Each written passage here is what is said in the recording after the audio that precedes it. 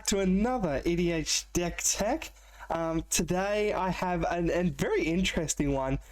So not one that I felt like I was going to build when it was first spoiled, but I kind of gradually fell in love with Evelyn the Covetous. So you may have seen my previous videos, but I did make a Drana Liberator of Malakir deck, so mono black vampires that I really liked to play when I really wanted to kind of get aggressive. It had the +1/+1 sub counter sub theme, and I really enjoyed that deck. And then Evelyn kind of came out, and it allows you to play it as a mono black commander. Essentially, you have it as your commander and you can still have mono black because it can be cast using just black mana. So I had replaced it and I was like, whoa, I'm getting a lot of value here. I just did a straight swap just to give it a test, and I was like, wow, I'm getting a lot of value. But my deck wasn't really built around Evelyn at all. It was just my mono black aggressive deck, just with Evelyn at the helm. So I was like, okay, well, what if I build around it a bit and see what that's like? You know, now I have access to the red vampires that I didn't have access to before. So essentially, yeah, I built a Grixis vampire deck with Evelyn at the helm. Once you start playing those vampires, you just get so much card advantage, right? Now, you are getting 4 cards. The one coming off your deck obviously is going to work with your deck, and then the other 3 cards are really may or may not work with your deck necessarily. So even though you're drawing those 3 cards, you have a lot of access to a lot of value and a lot of resources, but they may not be suitable for your deck. So you know, you might get one card out of that. But the fact is, you're still just getting so much value, and it really changed the way you think about your turns. Each turn felt different, so I really just enjoyed that. So we'll go through the deck. So first up, essentially it is just the tribe. So the tribe of vampires is everything that I have here. So Falcon Wrath Pit Fighter first up. You know, it's just 1 mana. It's really quick and simple just to get those Evelyn triggers. So you want to play Evelyn down on flash at the end of someone's turn, and then, you know, follow up with this and start getting that value train. And it does have a nice effect where you can discard a card, sacrifice a vampire, and draw 2 cards. This one goes interesting with New Blood. Because you could steal someone's commander, make them a vampire, and now you can use that. So that's actually been an interesting little thing. Indulgent Aristocrat, another nice cheap one. Does have the sack outlet, which is okay, and it's going to put all counters on our vampires, but it is really there. It's nice and cheap. Insolent Neonate, another one that's nice and cheap. It can go to the graveyard, so that's really good. A little bit of card draws, all really nice, but again, just there for cheap. Same with Vampire Diamond, just nice and cheap. Valderrian Epicure, a great one, another one nice and cheap. Again, deals damage, makes that blood token. I've actually found the blood tokens, although it's not really a theme of this deck, there are quite a few vampires that have been making blood tokens, and they're really great at just filtering through. When I'm in a game that uses other people's resources, I find that I have my cards still in my hand. So having those things that are just cheap, where I can just kind of filter through and just get new cards, has been really nice. So these blood tokens have been great. Another one that's kind of on that path is Call the Bloodline. Another one I was just like, okay, well, it didn't feel great when I was reading it, but when you actually start playing it again, yeah, you have those resources in your hand. You can discard one away, and you're going to create that Vampire Knight, which will trigger Evelyn. So having this on the board, you know, I don't really care about how big the vampire is. You know, I just want something that's going to trigger Evelyn nice and cheaply. So this one's actually been quite nice. Cordial Vampire, great cheap one, puts counters on my vampires, great. Dust Legion Zealot just replaces itself, nice. Triggers Evelyn, so I draw a card and then draw 5 cards, 4 other cards, so 5 cards in total. So it's been quite nice. Null Priest of Oblivion. So with this, there's a few like reanimator effects that have been great. Again, like with Call to the Bloodline, blood tokens. There's a lot of like discard where we can just get rid of those cards in our hand. So this one's been quite nice just to get something back. Vampire Socialite. Tries to help pump up some of those weaker vampires and just get those counters going. Nice and cheap. Captivating Vampire. Again, it becomes a vampire, which can be really nice for like Falcon Wrath Pit Fighter, which has come up. And it's a Vampire Lord. It's nice. Drana Liberated Malekith, so the old commander. Great, has evasion, starts pumping up our board. Very, very tacky. I really like this card. Nice and cheap.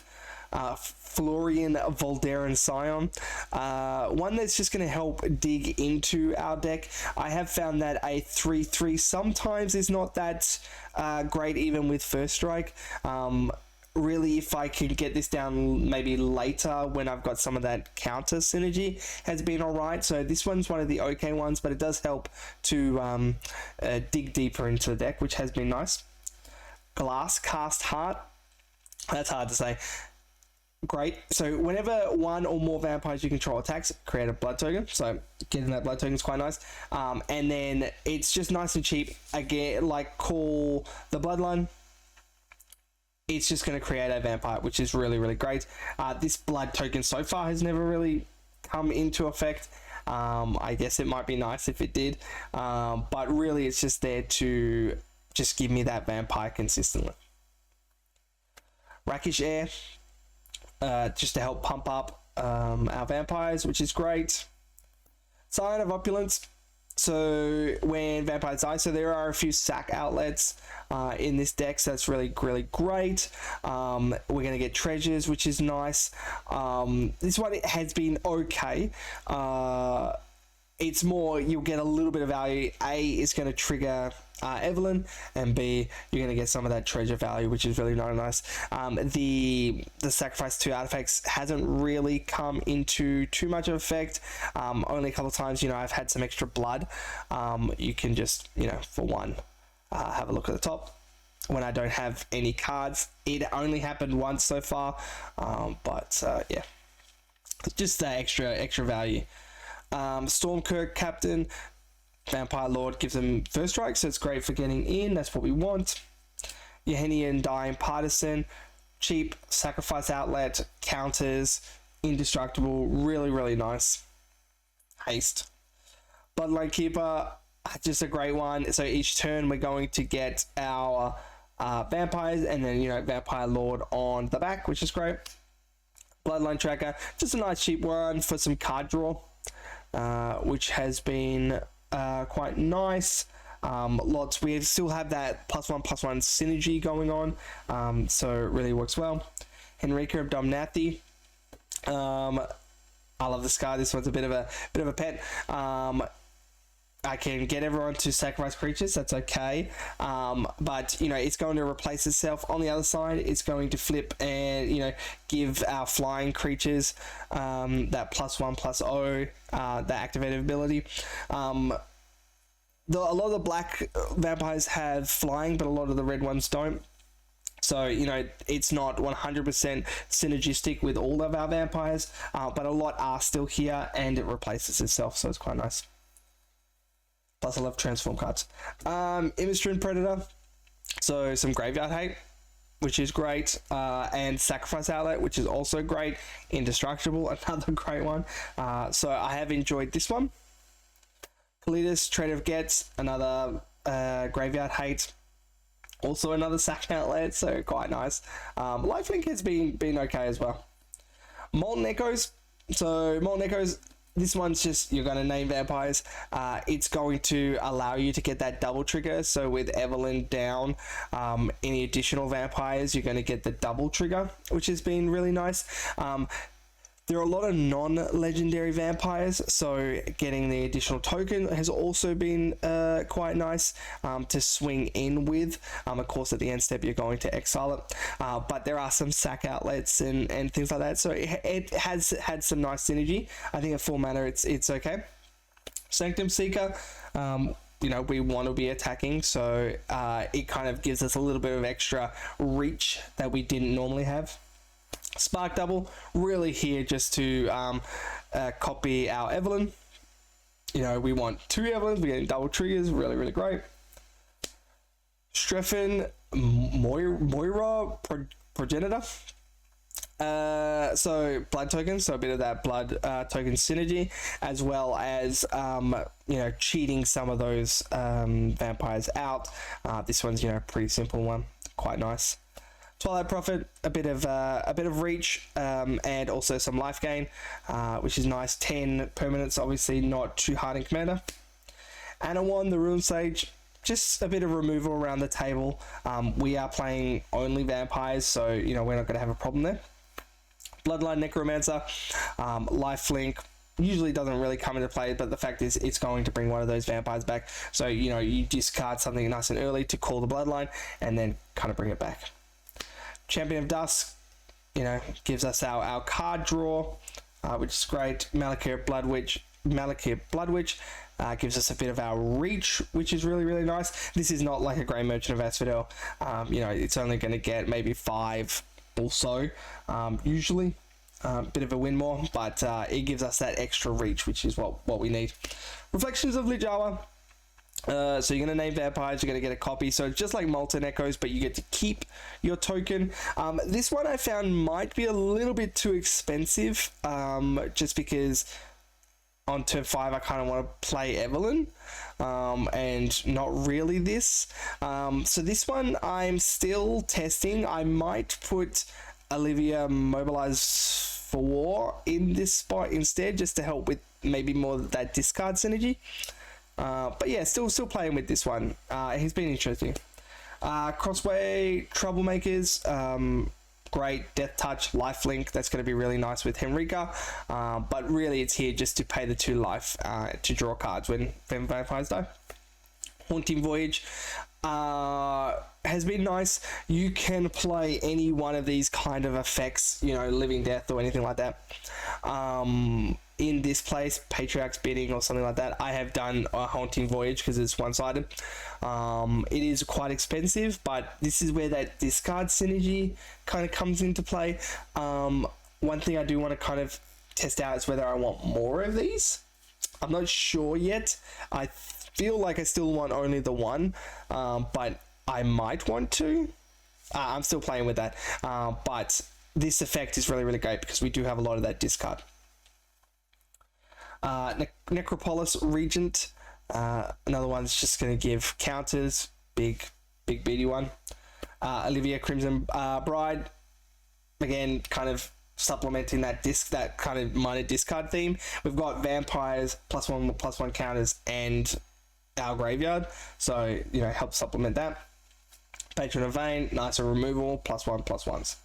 So that's our tribe. So it is huge, right? So we want to be playing all these vampires, right? Nice and huge. We want to be triggering Evelyn, you know, every turn if possible.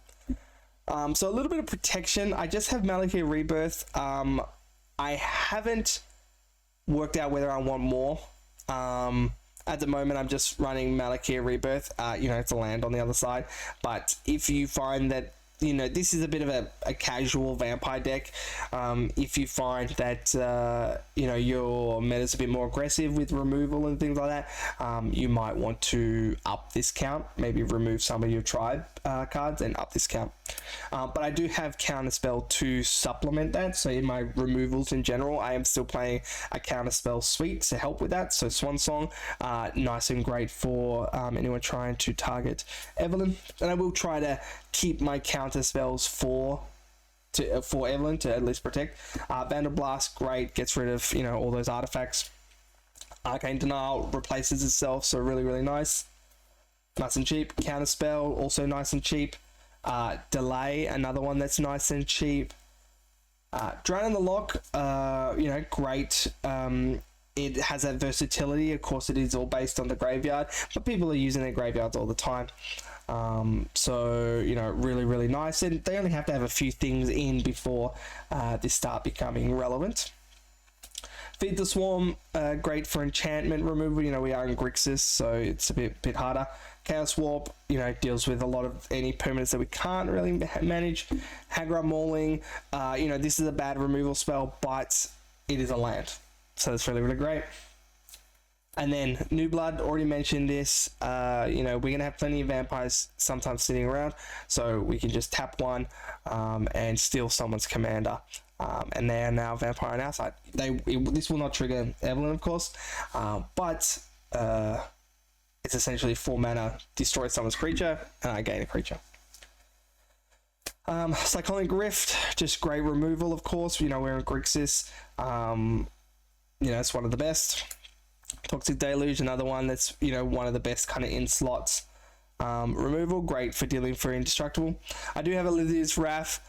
You could essentially replace this with, you know, Blasphemous Act or whatever board wipe that you feel is appropriate. I have got this one in a bit of a flavor, you know, vampires. You might want the name escapes me, but the black 7 mana, choose creature type, and everything not of that type gets destroyed. That would also work in here. You know, board wipe as you choose. So I do want a bit more ramp than I normally would have, I guess. So just because we are getting access to so many resources, so I want as much mana as I can. This is not really a ramp deck, you know, we're in Grixis. It's mainly mana rocks, but nice and efficient mana rocks. But first up, Ritual, Dark Ritual, you know, really, really great. Soul Ring, really good. Arcane Signet, great. So all the 2 mana rocks that you can, you know, that are essentially playable. Demir Signet, Felwar Stone, you know, we're in Grixis, so we'll get most colors. Is it Signet? Mind Stone, something I don't normally play in a 3-color deck, but we are so predominantly black that the colors doesn't really matter. Rakdos Signet, Talisman of Creativity, Talisman of Dominance, Talisman of Intelligence, and Thought Vessel. So all the, you know, 2 mana rocks. You can play your mana crypts, your mana vaults, you know, whatever. But you do want access to a lot of ramp. You know, we still have a lot of low CMC cards, so you don't want any of that big ramp like Cage Sun or, you know, stuff like that, you know, that really large stuff. But nice cheap ramp so that once I get Evelyn out, then I can start playing vampires, you know. Now, the land base is essentially has been created to support Field of the Dead. So I do have Field of the Dead in here, so I'm trying to keep it as unique as possible. Pathways, normally not, I would say not that great in a 3-color deck, but like I said, this deck is mostly black, so I have the black pathways in. Bright Step Pathway, Blood Crypt, great shocks, fetches, of course, Bajuka Bog, put this in all my black decks. City of Brass, taps for any mana. Clearwater Pathway, this is, you know, black, that's for black. Command Tower, great. Dragon Skull Summit, also. Drowned Catacombs, Exotic Orchard. So Field of Dead, essentially, you know, I have almost all of them are unique, really to support Field of the Dead, and I wanted pretty much every land that isn't a colorless land to tap for black, because yes, we are mostly black. Haunted Ridge, so these ones are nice. So Island, Luxury Suite, so I got the new ones obviously from the new set, Baldur's Gate, so it's been quite nice to have them finally. Mana Confluence, taps for any mana. Morphic Pool, Mountain, Path of Ancestry, you know, we're playing a lot of vampires, so this and Bajuka Bog, I think, are the only 2 tap lands. So, you know, this one's been nice because you get the additional scry. Try to get that down early if possible. Polluted Delta, fetch. Prismatic Vista, fetch. Reflecting Pool, another one that this one's been nice for a little reprint, which I've appreciated. Scalding Tarn, fetch. Secluded Courtyard, it's a colorless land, or it's for our vampires, and our vampires have a lot of activated abilities, so it's been quite nice to have. Shipwreck Marsh, So snow-covered island to support Field of Dead, snow-covered mountain, and then snow-covered swamp. So there is 2 snow-covered swamps. If I could find a land that I liked that would replace this second one, definitely I'll put it in. So if you have any suggestions, I also have 2 swamps as well. Again, if you have a suggestion for the second one, let me know. Unclaimed territory, so worst secluded courtyard, but tapping for colors is not actually that bad in this deck. Normally, I would avoid that in a 3-color deck, but it's still fine because again, we're mostly black. Valderrian Estates, so tap for any color. I did have this in my mono black deck for the blood token, but it's even better in this one because then it's essentially it's a 5-color deck, 5-color land for me, which is great. Wasteland, I do play at least 1 land destruction land in my decks. You can possibly even go up to 2 or 3 depending on your meta, but this one I have Wasteland. You can do Strip Mine or Ghost Quarter or whatever your budget allows. Watery Grave, and then Xander's Lounge, which is the new one. So yeah, so that's the deck.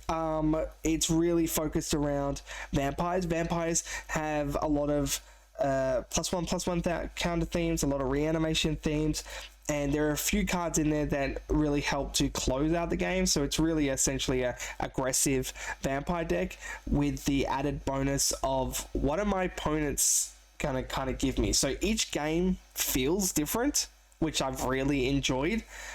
It's like the Drana deck was just, okay, I'm just straight swinging with vampires, and then I run out of resources, and then someone else wins. But with this one, there's a lot more thinking involved, which I've really enjoyed. I think it's been great as a vampire commander. So I have replaced my Drana deck. I got rid of it. I've pulled it apart. And made it now my Evelyn deck. So this one's now my Vampire Tribal deck, and I'll be keeping this one around. So thanks for watching.